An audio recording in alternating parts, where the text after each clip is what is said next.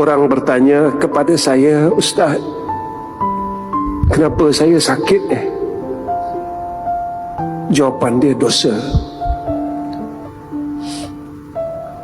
Tuan-tuan, kalau penyakit kita masih tak baik-baik, tengok dosa kita.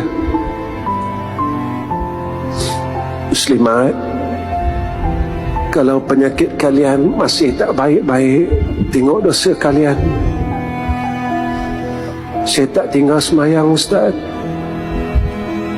Kalau kalian ada suami, pernah tak kalian tinggikan suara dengan suami kalian? Kalau kalian ada suami, pernah tak kalian mengkecilkan hati suami kalian?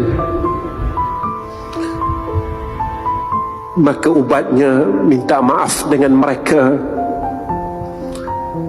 Suatu hari Imam Syafi'i ketika saat tuanya, orang bertanya kepada Imam Syafi'i, wahai Imam Syafi'i, saat engkau tua, kenapakah engkau masih sihat dan boleh melompat-lompat seperti mana orang muda?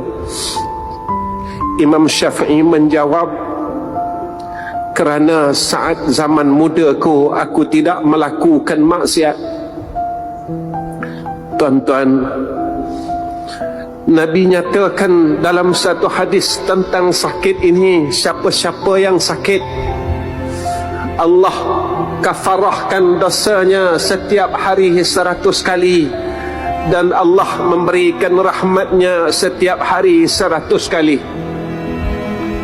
Tuan-tuan, kalau Allah kafarahkan dosa kita, kita ada dosa lah. Tapi kita tak ngaku kan, tuan-tuan?